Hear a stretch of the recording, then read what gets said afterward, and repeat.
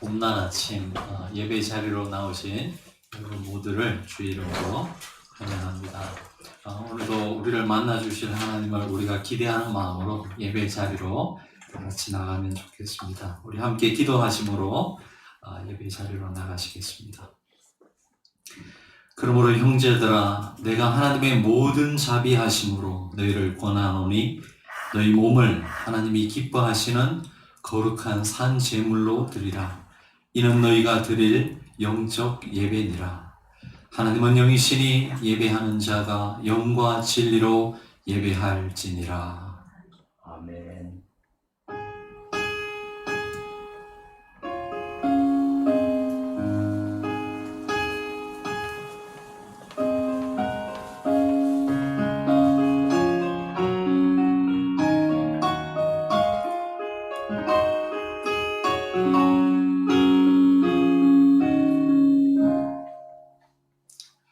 오늘도 우리가 온 마음을 다해서 하나님을 함께 찬양하며 나아가시겠습니다.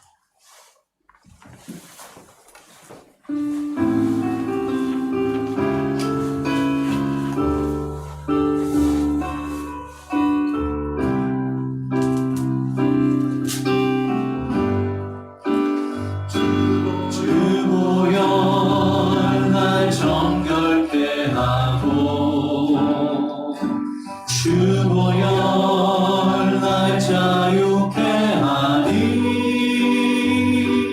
주 앞에 나 예배하는 이 시간 나의 모든 것을 주께 드리네. 주보혈 날 정결케 하고 주보혈 날 자유케 하니 주 앞에 나 예배하는 이 시간 나의 모든 것을 주께 드리네. 주의 손 날 위에 지키셨고 주의 발 날 위에 맡기셨으니 이제는 내가 사는 것이 아니요 오직 주를 위해 사는 것이라.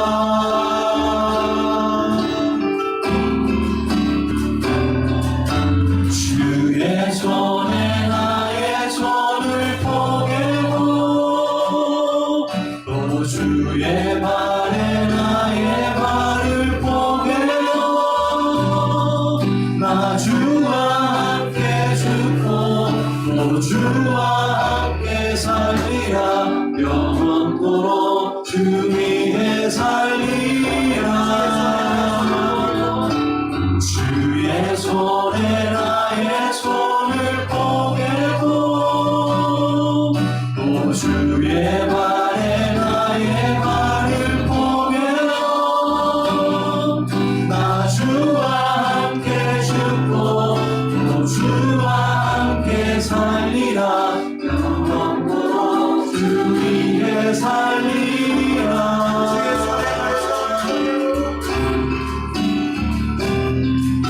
주의 손에 나의 손을 포개고 주의 발에 나의 발을 포개어 나 주와 함께 죽고 또 주와 함께 살리라. 영원토록 주 위에 살리라.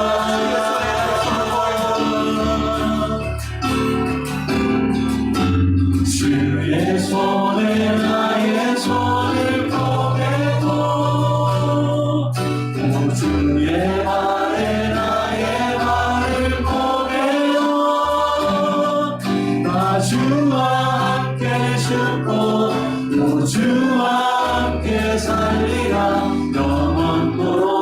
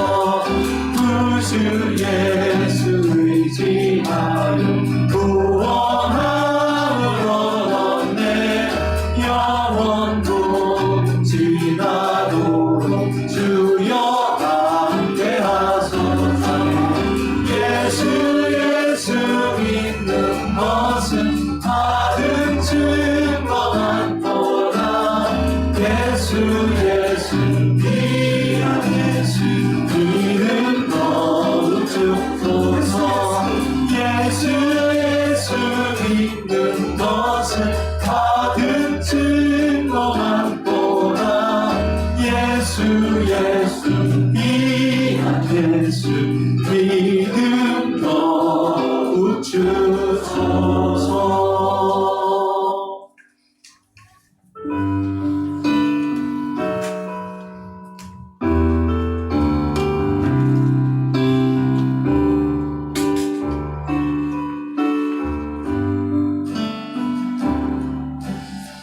지존하신 주님 이름 앞에 모두 무릎 꿇고 나 경배 거룩하신 주님 보좌 앞에 엎드려 절하세 지존하신 주님 모두 무릎 꿇고 나 경배해 거룩하신 주님 보좌 앞에 엎드려 절하세 예수 그리스도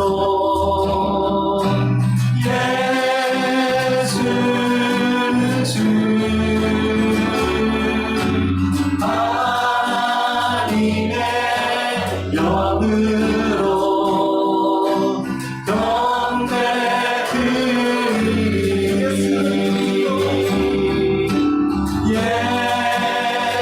예수는 그리스도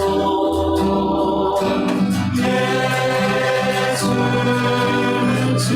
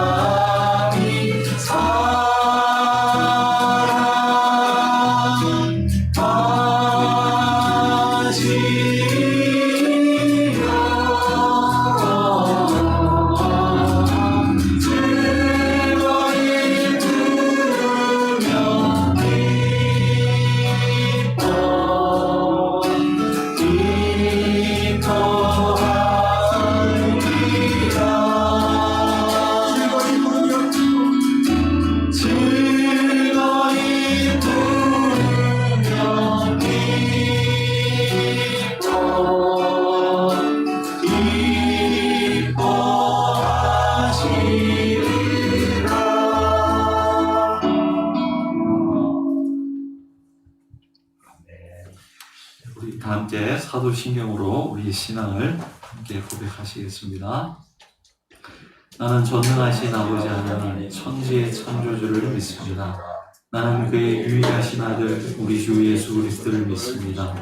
그는 성령으로 잉태되어 동정녀 마리아에게서 나시고 본디오 빌라도에게 고난을 받아 십자가에 못 박혀 죽으시고 장사된 지 사흘 만에 죽은 자 가운데서 다시 살아나셨으며 하늘에 오르시어 전능하신 아버지 하나님 우편에 앉아 계시다가 거기로부터 살아있는 자와 죽은 자를 심판하러 오십니다.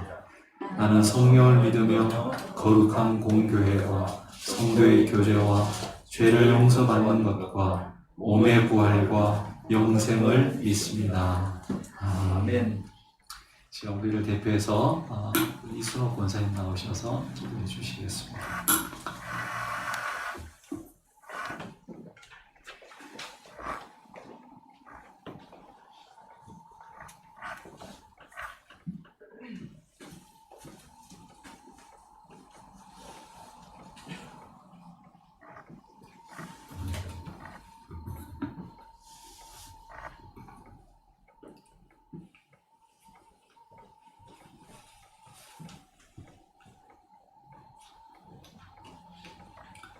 사랑이 많으신 하나님 아버지, 겨우내 황량한 모습으로 죽어있던 것처럼 보이던 나무마다 풀마다 온 땅 위에 섬세하고 우미 트고 싹이 돋아납니다. 온 천지를 생동하는 생명 기운으로 감싸시는 하나님의 섬세하고 따뜻한 손길에 감사를 드립니다. 오늘같이 화사한 봄날 함께 모여서 예배를 드리게 하심을 또한 감사드립니다. 사순절 넷째 주일을 맞아 십자가를 바라봅니다. 하나님께서 세상을 얼마나 사랑하시며 또한 저희를 이렇게 넘치도록 사랑하고 계심을 바라봅니다. 하나님의 사랑받는 자녀로서 자녀답게 새로운 삶을 살도록 저희 죄를 죽음으로써 대신 담당하셨던 예수님의 처절한 고통과 고난을 되새겨봅니다.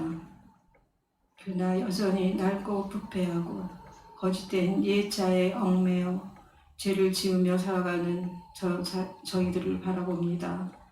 하나님, 이 시간 지은 죄를 고백하오니 용서하여 주시옵소서. 하나님을 믿으며 하나님과 함께하는 길에도 건너야 할 강과 깊은 골짜기와 캄캄한 터널이 있음을 하나님이 함께 하신다고 해서 고난과 실패가 면제되지 않으며 하나님께서 저희가 감당해야 할 짐을 대신 져주거나 없애주시지 않음을 저희는 압니다. 하나님, 어떤 문제라도 하나님께 있는 그대로 가지고 나가서 저희의 약함과 부족함과 어리석음을 숨기지 않고 드러내며 하나님의 인도를 구하며 앞으로 나아갈 수 있는 힘과 용기를 허락하여 주시옵소서. 몇 달 후에 있을 교회 이전을 앞두고 여러 가지 절차와 준비가 필요합니다. 하나님, 이 모든 것들이 순조롭게 진행될 수 있도록 도와주시옵소서. 그리고 교회 건물 외형이 바뀜으로 끝나지 않고 교회의 위치가 장소가 바뀜으로 이와 함께 저희 교회 각 지체인 저희들 각자의 속사람도 변화되는 계기가 되게 하여 주시옵소서. 또한 저희 믿음이 자라나게 하여 주시옵소서. 그리하여 치유되지 않는 상처로 자기를 괴롭히며 살아가고 있는 사람들, 경제적인 어려움에 처해 헤어나오지 못하는 사람들, 자녀 문제, 직장 문제로 근심에서 벗어나오지 못하는 사람들, 그들의 이야기를 진지하게 들어주고 공감하며 외로움에 함께하며 격려와 희망을 되찾을 수 있도록 저희를 하나님의 위로와 사랑을 전달하는 통로로 사용할 수 있도록 저희를 장성한 믿음의 분량까지 이루도록 저희를 자라나게 하시고 하나님께서 인도하여 주시옵소서. 저희의 목자 되시는 임창진 권영주 목사님께 건강과 하나님의 능력과 지혜를 더하여 주시옵소서. 그리하여 이 큰 교회 이전을 앞두고 많은 준비와 또 노력을 하고 계신 목사님 두 분이 어려움을 당하지 않고 더 힘을 내서 준비하며 교회 이전을 할 수 있도록 하나님 도와주시옵소서. 이 시간 하나님의 말씀을 들을 때 하나님을 만나게 하시고 하나님과 더 가까워지는 시간이 되게 하여 주시고 하나님의 진리를 깨닫는 시간이 되게 하여 주시옵소서.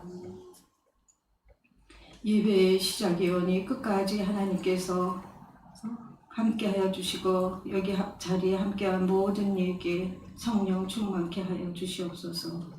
이 모든 말씀 우리 주 예수 그리스도의 이름 받들어 기도드리옵나이다. 아멘.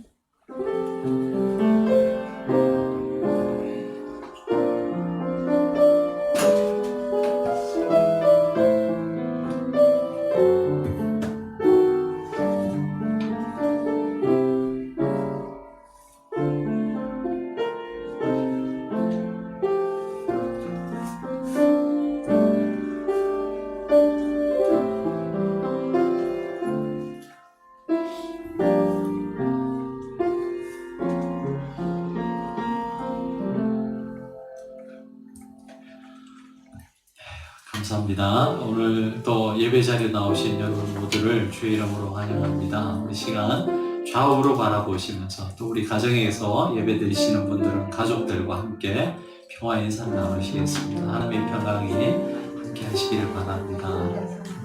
하나님의 평강이 여러분 모두와 함께 하시기를 바랍니다. 우리 시간 함께 또 찬양하시면서 서로를 축복하시겠습니다. 사랑의 나눔 있는 곳에 사랑의 나눔 있는 곳에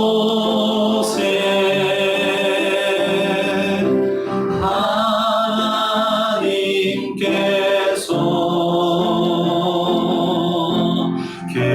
계시도다.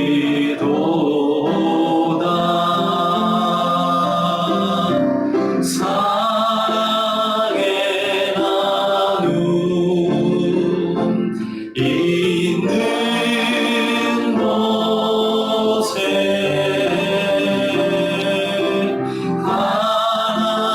하나님께서 계시도다.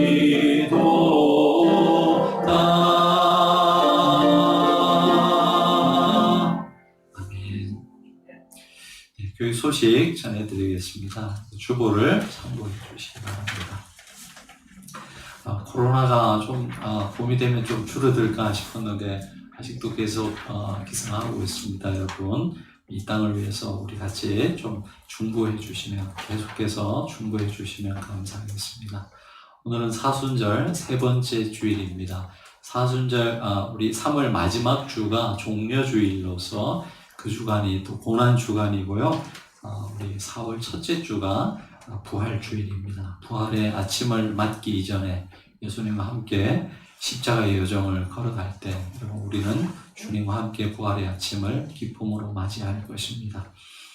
네, 수요 성경 공부 이번 주는 풍성한 삶의 초대 마지막 강의입니다. 여러분 함께 하시고 또 주위에 이런 우리 복음의 기초가 필요하신 분들이 있다면 링크를 복사하셔가지고 전해주시면 좋을 것 같습니다. 오늘 우리 청년부 모임 지난주에 우리 개체시 모임이 있었는데 우리 청년부 모임 오늘 예배 후에 하도록 하겠습니다. 우리 노대용의 힐링 인문학 TV 우리 노대용 장로님께서 유튜브 채널을 개설하셨는데요. 원래 우리 매주 목요일마다 우리 본당에서 인문학 강의를 하셨습니다. 우리 도서관 사역의 일환으로 하셨고 굉장히 또 많은 분들이 이 지역에 있는 분들이 많이 호응해 주셨는데 지금 이제 코로나 때문에 하지 못하셔가지고 이렇게 아쉬워하는 분들이 굉장히 많으셨다고 그래요. 그래서 이 유튜브 채널에 이제 개설을 했고 매주 목요일마다 업데이트가 될 겁니다. 그래서 아마 한 15분에서 한 10분에서 15분 사이에 짧은 영상이거든요. 근데 짧지만 결코 내용은 짧지 않은 굉장히 많은 것들을 품고 있는 그런 좋은 강의입니다. 또 장로님 강의를 잘 하시기 때문에 여러분 한번 보시고 또 주위에 이런 메시지들이 필요하신 분들 특별히 그냥 교회 안 나오시는 분들도 편하게 들으실 수 있으니까요. 여러분 좀 홍보도 해주시면 좋겠습니다. 그래서 저희 교회도 유명 유튜버가 한번 생기면 좋겠다 싶은 생각이 듭니다. 네, 굉장히 여러분에게도 유익한 그런 내용들이 많이 있으신 것 같아요. 저는 듣지는 못했는데 첫 강의를 여러분 시를 우리 장로님께서 굉장히 시를 외우셔가지고 몇 편의 시를 외우셔가지고 그것을 이제 녹화하셨다는데 기대가 되거든요. 그래서 이 카톡에 올려드릴 테니까 보시고 또 주위에 있는 분들한테 좀 전해주시면 좋겠다 싶은 생각이 듭니다. 네, 이상입니다.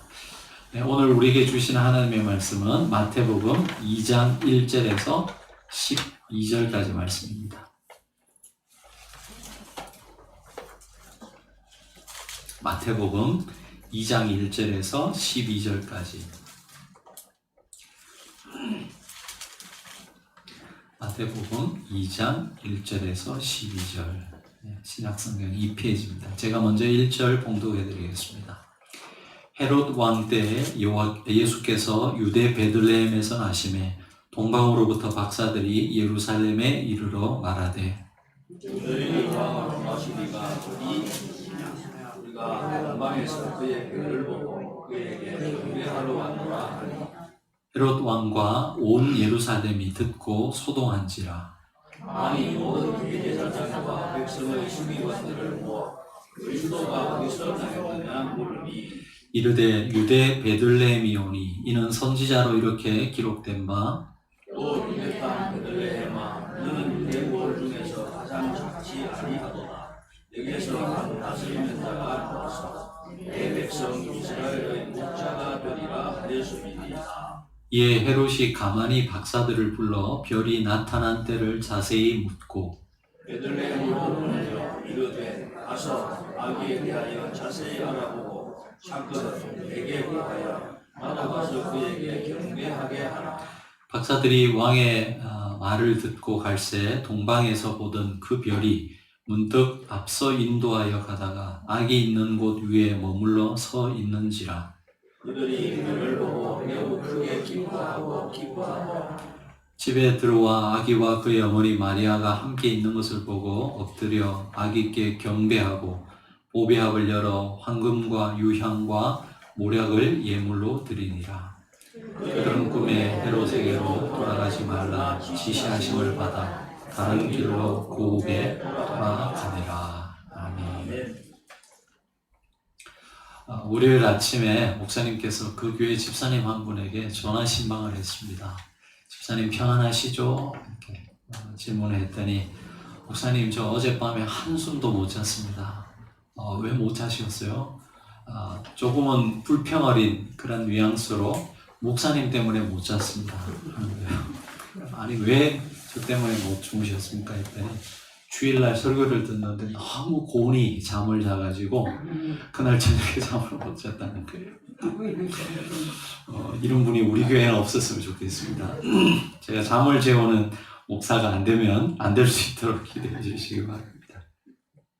오늘은 아기 예수님의 탄생과 동방박사, 우리가 크리스마스만 되면 늘 자주 등장하는 그런 이야기 아닙니까? 제가 어릴 적에는 교회에서 꼭 우리 그 유년부 아이들이 선극을 했는데 꼭 등장하는 테마가 바로 이 동방박사 이야기였습니다. 그 이야기가 오늘 나오고 있습니다. 2장 1절의 말씀은 이렇게 시작합니다. 헤롯 왕 때 예수께서 유대 베들레헴에서 나시매. 유대 베들레헴, 베들레헴 앞에 유대라는 말을 쓰고 있거든요. 여러분 우리나라에도 같은 지명이 있지 않습니까? 뭐 전라도에 있는 어느 지역. 근데 그런 이름이 또 다른 지역에도 있고 하면 앞에 이제 그 지역명을 붙여야지 어디인지 알잖아요.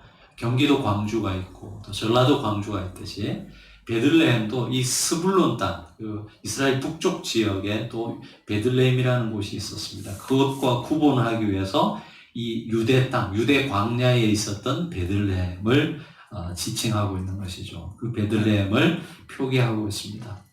여러분 아시는 분들도 있겠지만 베들레헴은 떡집이라는 그런 의미가 있습니다. 우리나라로 말하면 방앗간, 떡집 그런 뜻이 있습니다. 왜 마태는 예수님의 탄생에 대한 이야기를 하면서 먼저 태어난 장소에 대한 언급을 하고 있을까요? 여러분 우리가 살아가면서 태어날 때 내가 선택할 수 없는 것들이 있죠. 여러분 부모님을 내가 선택할 수 없습니다. 그렇죠? 그리고 내가 가진 성별, 내가 남자인지 여자인지 그걸 선택할 수 없습니다. 남자로 난 것을 후회하시는 분들도 있을 것이고 여자로 태어나신 것들을 후회하시는 분들도 있을 텐데 그것은 내 의지로 내가 선택할 수 있는 것이 아니죠. 그리고 또 하나 내가 태어나는 그 고향을 내가 선택할 수 없습니다. 그렇죠? 하지만 하나님의 아들 예수는 다를 것입니다. 그분이 육신의 몸을 입고 이 땅에 오실 때 어디에서 태어나느냐를 선택하실 수 있는 분이시죠. 그것은 그분의 절대 주권이라고 우리가 생각할 수 있습니다. 그러기에 그 예수께서 메시아 되신 예수께서 어디에 태어나셨느냐 하는 것은 그 자체로 중요한 하나의 메시지를 담고 있다라고 우리가 생각해 볼 수 있습니다. 어쩌다 보니 거기에 태어난 것이 아니고 하나님께서 어떤 메시지를 갖고 예수님을 그쪽으로 그 지역으로 보내주셨다라는 것을 생각해 볼 수 있다는 것이죠.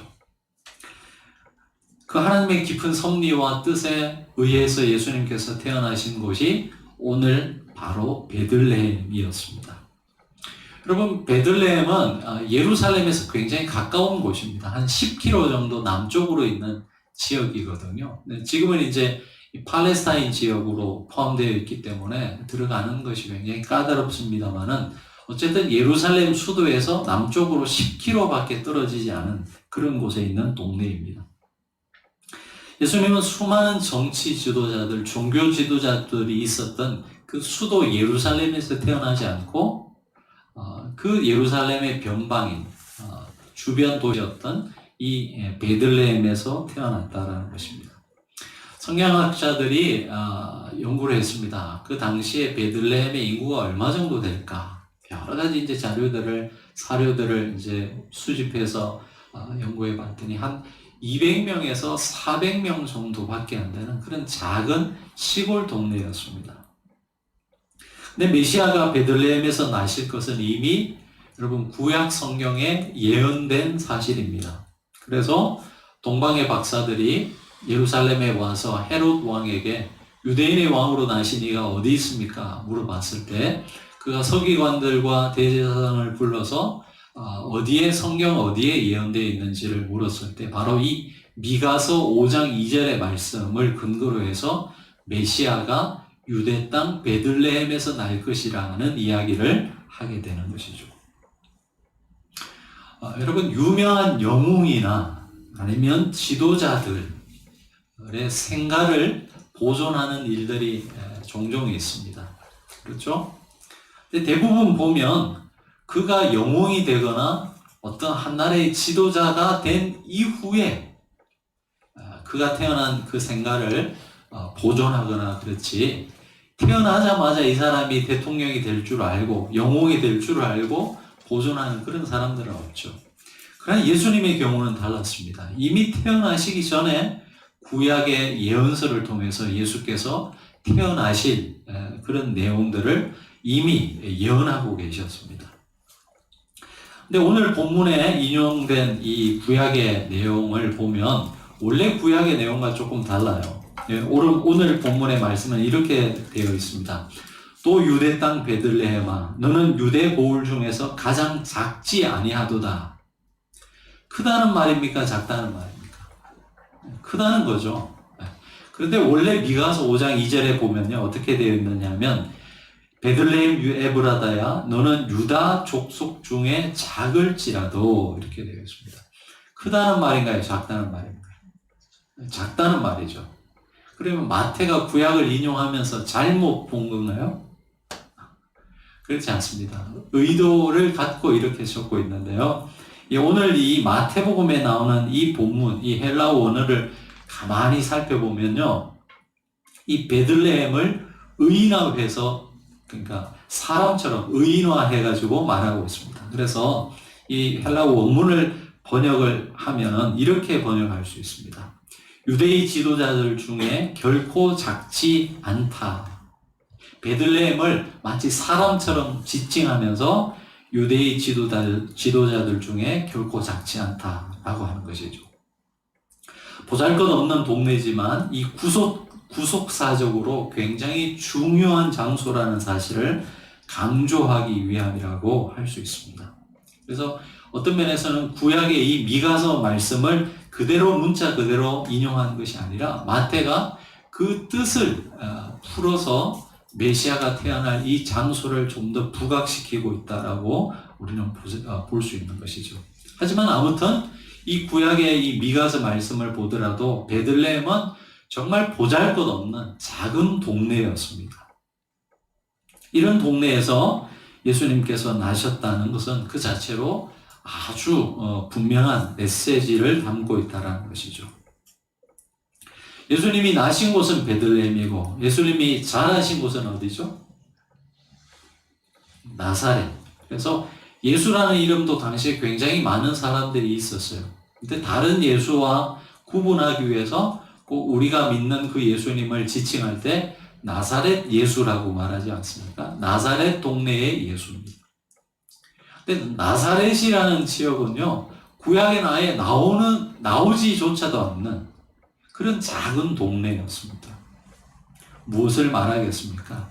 예수님께서 나신 곳이 베들레헴이요, 자라신 곳이 이 나사렛인데 정말 보잘것없는 작은 시골 동네였다는 것이죠.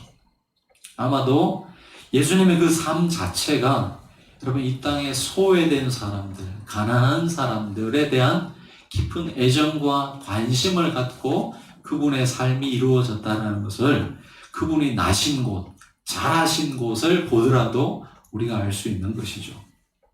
그리고 우리를 향해서 성경은 끊임없이 이 소외된 자들의 눈으로 세상을 보라고 말씀하신다라고 생각할 수 있습니다. 제가 특별히 요즘 더 이런 것들을 많이 느끼게 되는데요.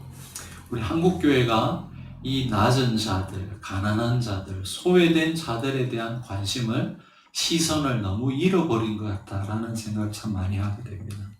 그래서 전에 한번 말씀을 드렸는데 하남에서 목회하시는 어느 목사님을 한번 만날 수 있는 기회가 있었는데 이야기를 나누다가 굉장히 안타까운 소식을 들었습니다. 이제 막 새로운 아파트 단지가 조성되어 있는 그런 이제 단지에서 목회하시는 분인데 거기에도 이제 임대주택들이 있지 않겠습니까? 근데 그 지역에 있는 교회들이 임대주택에는 아예 교회 광고를 안 한다 그러더라고요. 여러분 이렇게 아파트 같은 데 보면 거울에 무슨 교회, 우리도 여기 옆에 있는 현대 아파트에 우리 광야의 교회 이제 광고판을 넣었거든요.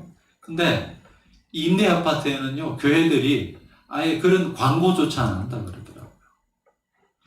참 한국교회 현실이 안타깝다라는 생각을 해보게 됩니다.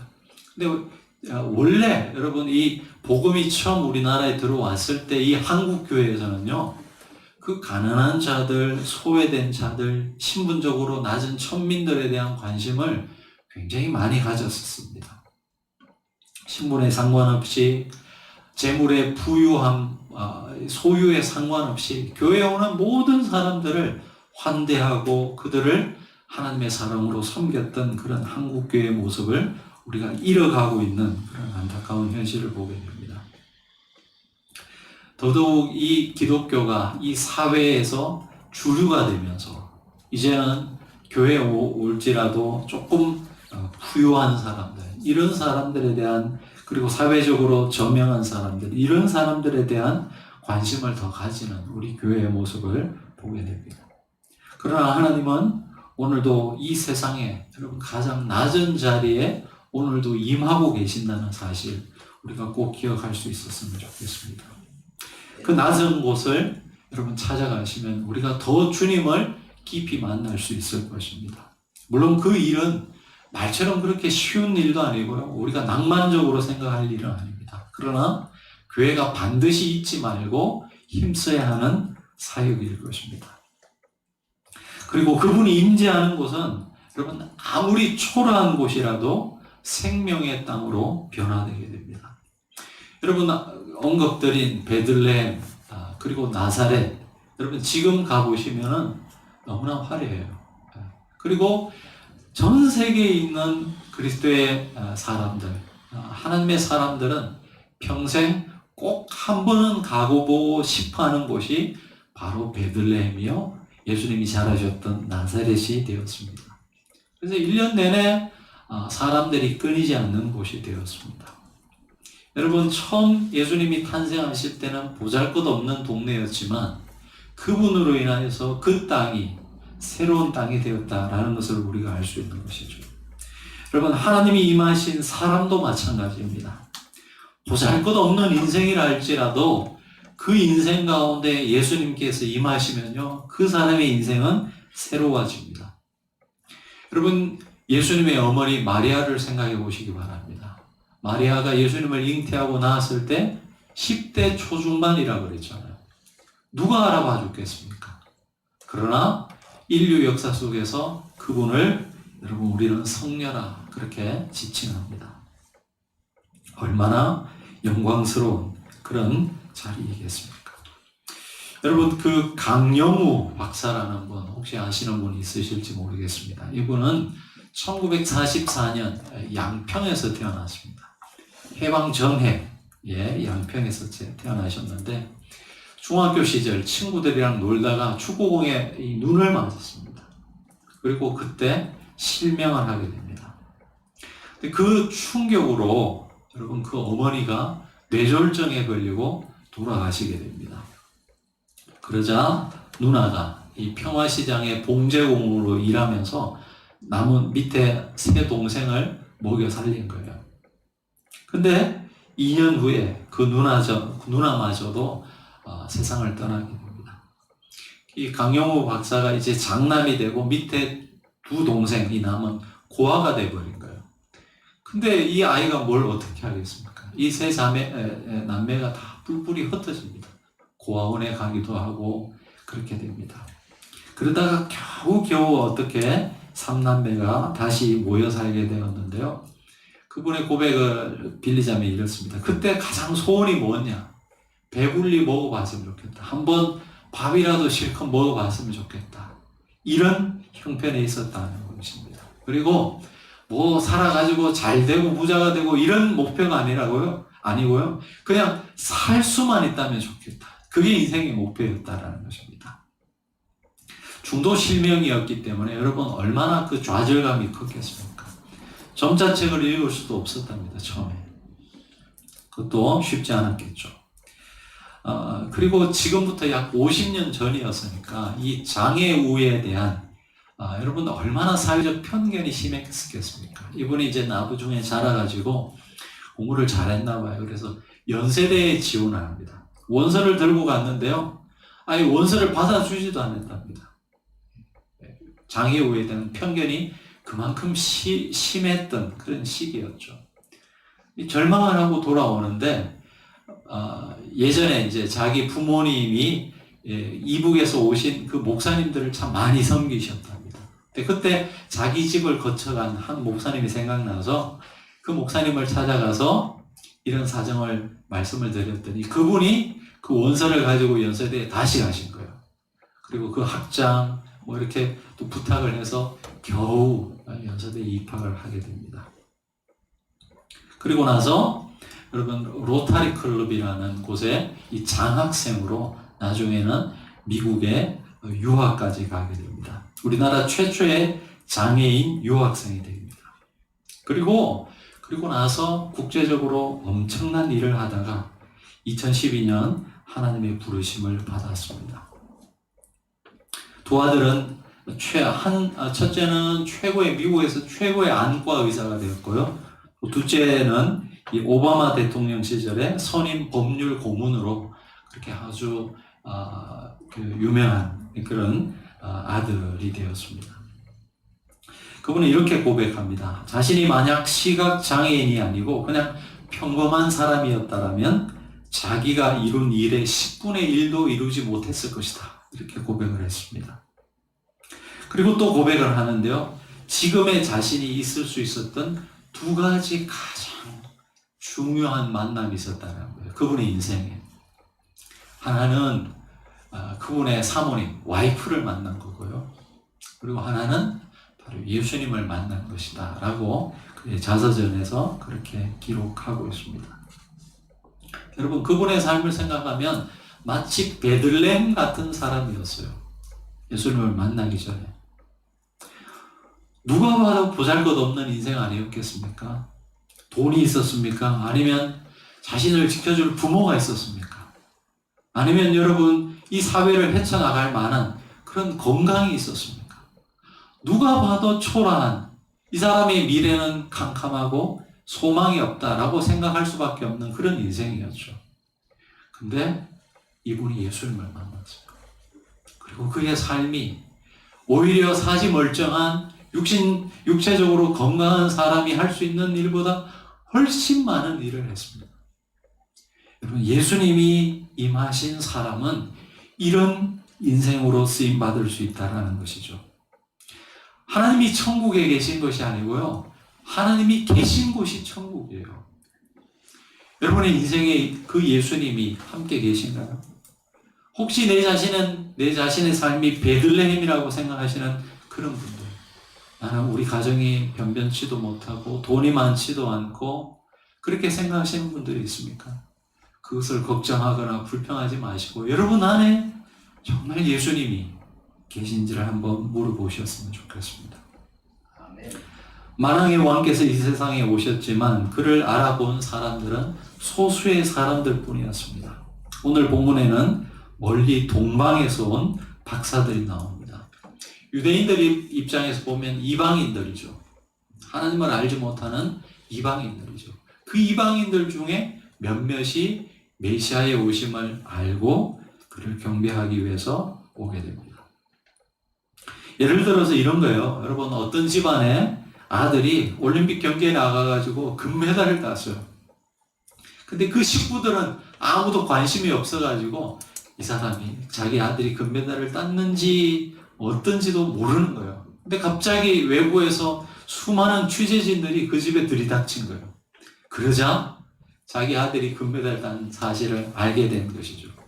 마치 이런 모습들이 유대 베들레헴에 있었다라는 것입니다. 그래서 요한은 이렇게 말하고 있습니다. 그가 세상에 오셨으나 세상이 그를 알지 못하였고, 아니 그가 자기 땅에 오매 자기 백성이 영접하지 아니하였다. 이렇게 말씀하고 있습니다. 그런데 메시아의 탄생을 알고 그를 찾아왔던 사람들이 있었는데 그들 중에 한 사람이 바로 이 동방의 박사들이었습니다. 이들이 누구일까? 성경학자들이 많은 그런 조사를 해봤는데요. 정확하게 알 수는 없어요. 그러나 페르시아나 아니면 바벨론 아니면 고대 이 메데인이라는 나라, 메데라는 나라가 나오는데 그곳에 있었던 점성술사들이었다라고 그렇게 보고 있습니다. 이 사람들은 이 사제 계급에 속했는데요. 이 만물을 볼 때 만물이 하나로 다 연결되어 있는 유기체와 같다라는 생각을 갖고 하늘에서 어떤 이상한 징조가 있다면 그것이 이 땅과 연결되어 있기 때문에 그런 일들이 일어날 것이다 라고 생각했던 사람들입니다. 그들이 어느 날 하늘을 보다가 이상한 별의 징조를 느끼게 된 것이죠. 이 별이 무엇일까? 어떤 별이었을까? 또 이것에 대한 고민들도 사람들이 참 많이 했습니다. 그래서 17세기 이 천문학자 중에 여러분 이 물리학에서는 굉장히 전체 물리학에서는 굉장히 중요한 케플러라는 사람이 있습니다. 아마 제가 알기로는 이 가톨릭 사제였거든요. 이분이 과학자였습니다. 그래서 이분이 한 4가지 학설을 제시하고 있는데요. 첫 번째는 태양계 내에 있는 토성과 목성이 만난 현상이다. 이게 BC 7년에 있었답니다.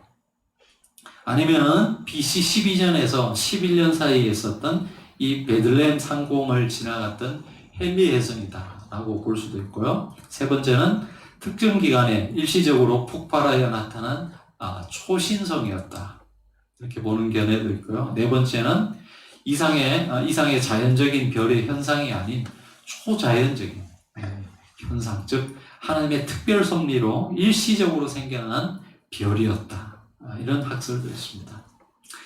그렇지만 우리가 정확하게 이때 이 예수님의 탄생을 알렸던 별이 무엇을 의미하는지, 어떤 별이었는지 정확하게 알 수는 없습니다.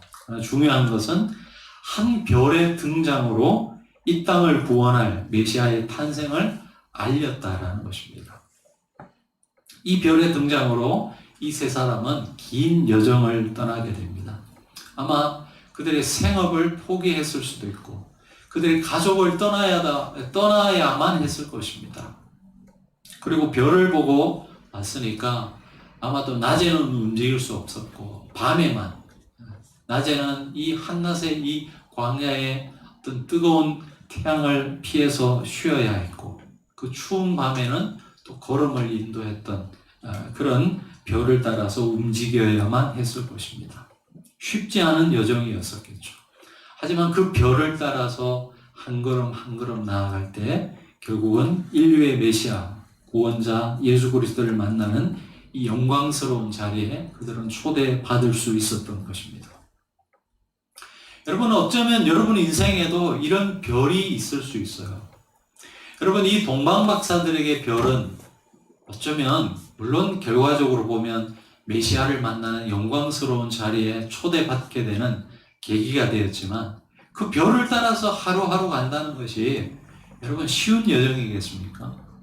이게 언제 끝날지도 모르고 어디까지 갈지도 모르는데 어쨌든 그 별을 따라서 하루하루 그렇게 힘든 여정을 걸어가는 것이 결코 쉬운 일이 아니었을 것입니다. 그럼 결국 그 별 때문에 예수님을 만날 수 있지 않았겠습니까? 여러분 인생에도 이런 별이 저는 다 있다고 생각합니다. 때로는 말을 무지하게 듣지 않는 우리 자녀일 수도 있고요. 우리 가정이 가지고 있는 어떤 경제적인 빈곤일 수도 있고요. 아니면 내가 겪는 어떤 관계적인 어려움일 수도 있고 여러 가지 여러분의 삶에 있어서 만나게 되는 그런 어려움들이 바로 이분들에게, 이 동방박사들에게 별이 아니었나 라는 생각을 하게 됩니다. 그러나 그것을 부인하거나 아니면 그것을 없는 것으로 그냥 망각하지 않고 그것을 내 삶의 일부로 받아들이고 그 걸음을 따라서 한 걸음 한 걸음 뚜벅뚜벅 가다 보면 여러분 주님을 만나는 그런 때가 있을 것입니다.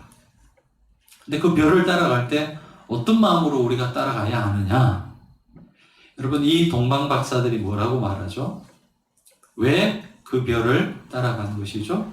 2절에 보시면 유대인의 왕으로 나신 이가 어디 계시냐? 우리가 동방에서 그의 별을 보고 그에게 무엇하러 왔느라고요? 경배하러 왔느라. 그냥 이 사람들은 호기심에 쫓아서 그렇게 왔던 것이 아니에요. 호기심이라면 아마 벌써 포기했을 것입니다. 왜 이들은 이 별을 따라왔느냐? 바로 경배하기 위해서. 여기 이 경배라는 말은요, 요한복음에서 2번 똑같은 단어가 사용되었는데요. 예배 드린다는 의미예요. 어떤 절대자 앞에 자신의 전 삶을 드리면서 존경의 표시를 하는 것을 의미합니다.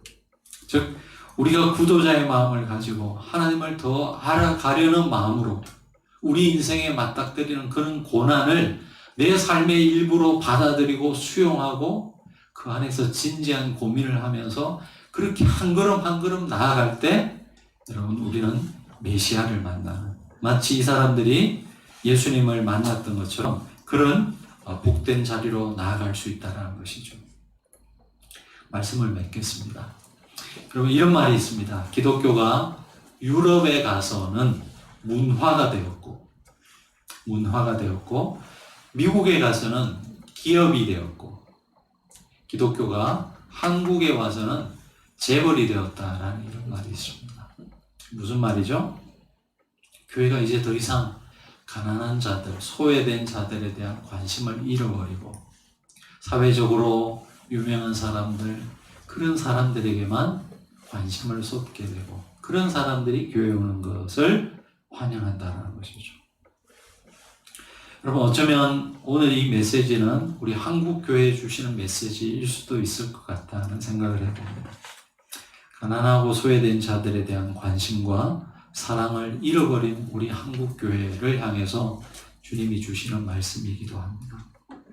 여러분, 돕기는 많이 돕죠. 한국교회가 구제도 많이 합니다. 근데 그 구제가 선한 동기가 아닐 때가 많아요. 내가 이게 도와줄 테니까 우리 교회에 나오십시오. 이런 기브 앤 테이크로 그렇게 선을 베푸는 경우들이 너무나 많이 있는 것 같습니다. 여러분, 우리의 주님 예수님께서 다른 곳이 아니고 바로 이 베들레헴에서 태어나셨다는 것 우리가 꼭 기억합시다. 우리 권사님 기도해 주셨는데 우리 교회가 이제 이전을 하더라도 장소만 옮기는 것이 아니라 이런 과정을 통해서 우리 온 성도들의 마음, 신앙이 새로워지는 계기가 되었으면 좋겠습니다. 우리가 어디에 지금까지 관심을 가져왔는지, 여러분의 개인의 삶에, 우리 교회적으로 어떤 일에 우리가 관심을 가지고 왔는지 돌아보면서 오늘 주시는 이 말씀을 기억하며 앞으로 우리의 신앙생활을 영위해 가면 좋겠다는 생각을 해봅니다. 그리고 또한 여러분 삶에 있는 별이 있습니다. 그 별을 외면하거나 없는 것으로 치부하거나 그러지 마시고 그것이 어렵고 힘들더라도 여러분의 삶으로 수용하시고 그것을 쫓아서 한 걸음 한 걸음 가시다 보면 그 여정의 끝자락에 예수님께서 저와 여러분을 기다리고 계실 것입니다. 그 주님을 만나는 놀라운 역사가 우리 모든 광야의 교회 성도들에게 함께하기를 바랍니다. 기도하시겠습니다. 하나님 감사합니다. 아기 예수님이 이 땅에 오실 때 화려한 예루살렘 성전의 왕궁에 오신 것이 아니고 초라한 베들레헴의 그 떡집에 오셨다는 것이 우리에게 참으로 복음으로 들립니다.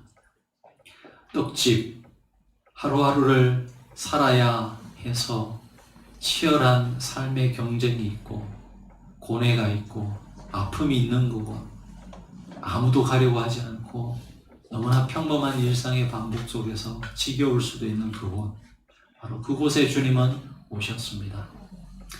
사랑하는 주님, 광야의 교회 성도들 한 분 한 분 때때로 그 베들레헴과 같은 척박한 땅을 살아가야 할 때도 있습니다. 이런 저희들에게 찾아와 주시고 우리를 붙들어 주시는 주님인 것을 저희들이 고백합니다. 이번 한 주도 하나님 우리 주님의 그 손을 붙들고 우리에게 주어진 이 삶의 여정들을 기쁨으로 또 감사함으로 걸어갈 수 있게 도와주시옵소서. 예수님 이름으로 기도합니다. 아멘. 우리 주신 말씀 생각하며 주가 일하시네 우리 함께 찬양하시겠습니다.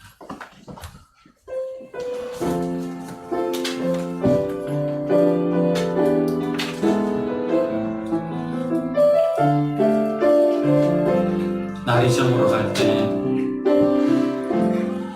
날이 저물어 갈 때, 빈들에 서를 때, 그때가 하나님의 때, 내 힘으로 안 될 때, 빈손으로 걸을 때, 내가 고백해 여호와 이래. 우리 모인 이곳에 주님 함께 계시네. 누리네 아버지 은혜. 적은 떡과 물고기 내 모든 걸 드릴 때 모두 고백해 여호와 이래. 주가 일하시네. 주가 일하시네. 주가 일하시네. 주께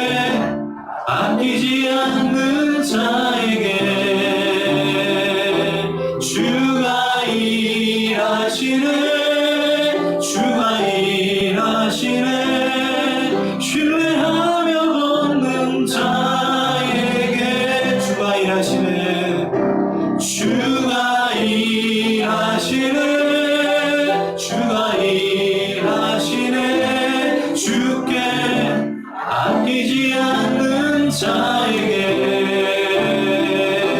주가 일하시네 주가 일하시네 신뢰하면 얻는 자에게.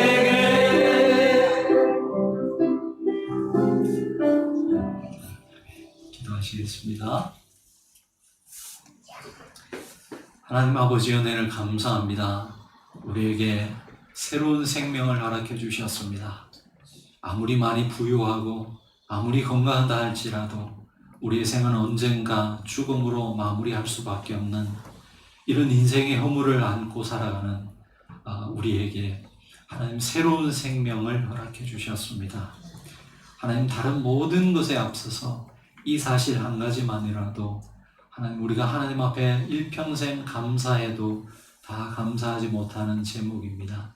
하나님 우리에게 이 귀한 생명 주심을 감사하며 어떠한 절망과 고통과 아픔 속에 살아간다 할지라도 우리가 그것에 잠식되지 않고 다시 일어설 수 있는 이유는 바로 주님 주시는 새로운 생명 때문인 것을 저희들이 고백합니다.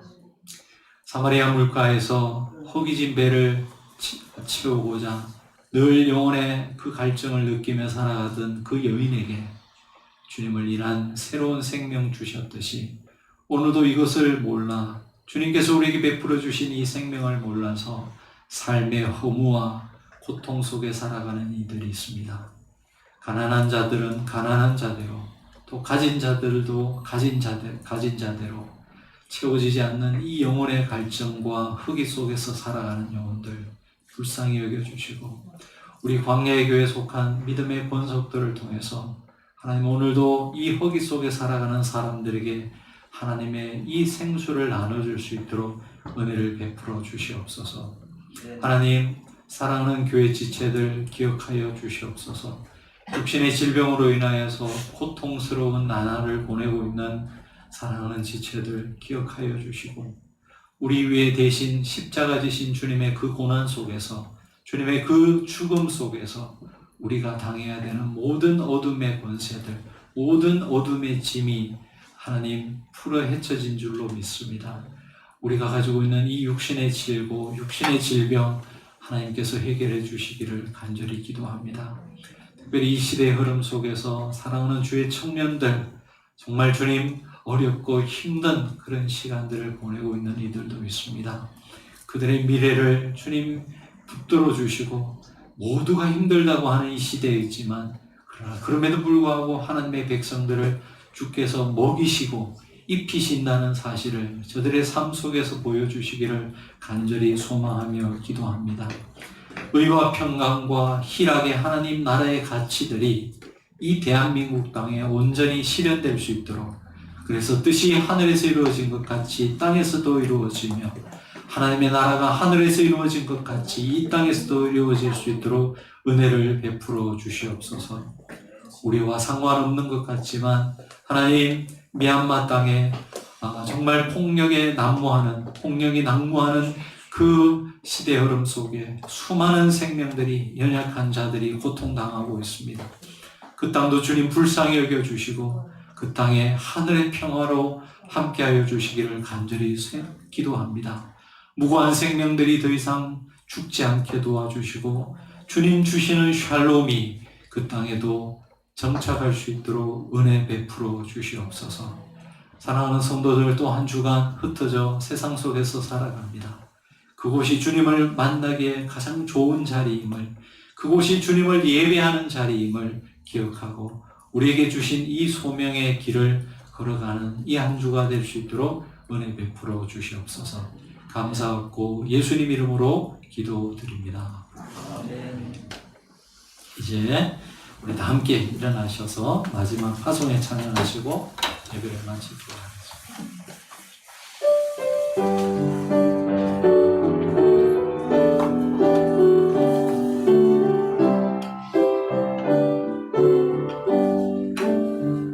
주님 손잡고 걸으리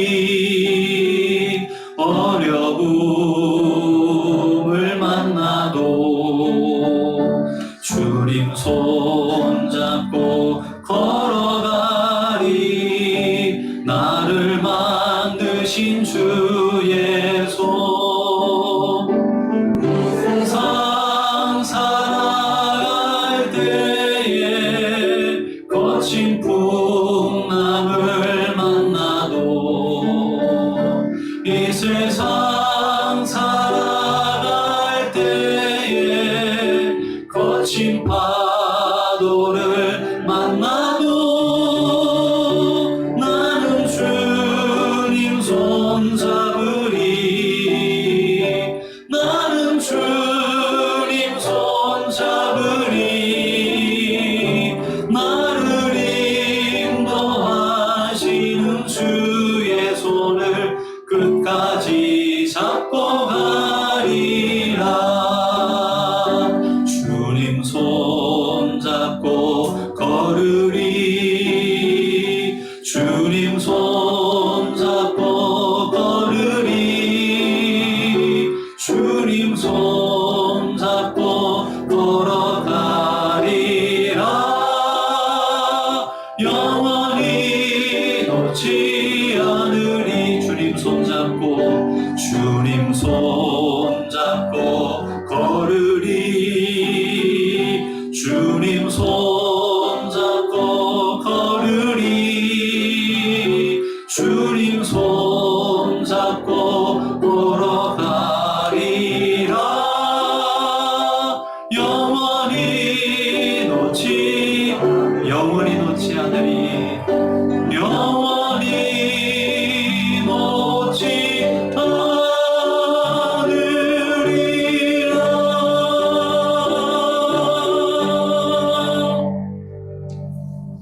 기도하시겠습니다. 사랑하는 성도 여러분, 이제 주의 말씀을 가슴에 품고 세상으로 나아가십시오. 우리 예수님은 화려한 예루살렘 궁전에 오시지 않으시고 초라한 베들레헴 떡집에 오셨습니다. 여러분이 살아가기 위해서 날마다 거하는 곳, 바로 그곳에 주님은 찾아오십니다. 그리고 그곳을 거룩한 곳으로 만들어 가십니다. 삶의 낮은 곳으로 나아가십시오. 그곳에서 주님은 우리를 기다리고 계십니다. 여러분이 서 있는 자리가 이미 낮은 곳인 분도 있을 것입니다. 이미 여러분의 삶의 자리에 찾아오신 그 주님께 여러분의 시선을 두십시오. 우리를 사랑하시는 주님께서 이번 한 주도 언제 어디서나 여러분과 늘 함께 하실 것입니다.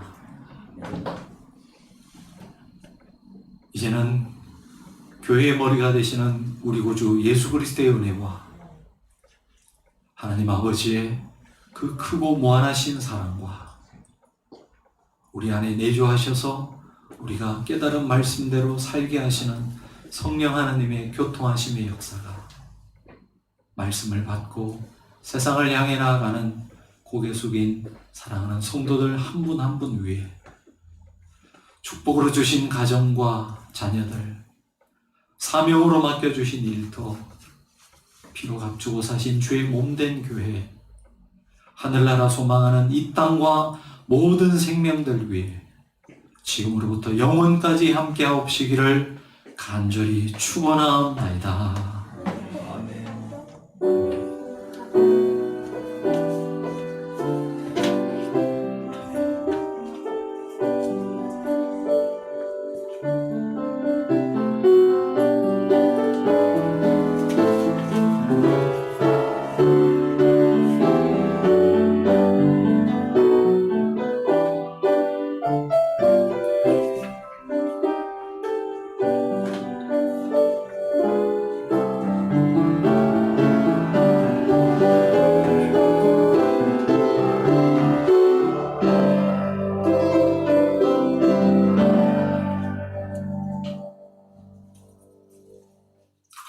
예배를 모두 마쳤습니다. 우리 가정에서 예배 드리시는 분들도 한 주간 승리하는 되시기 바랍니다.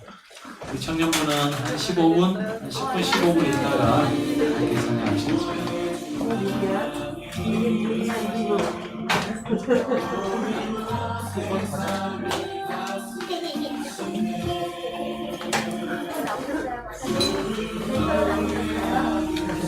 확 잘라.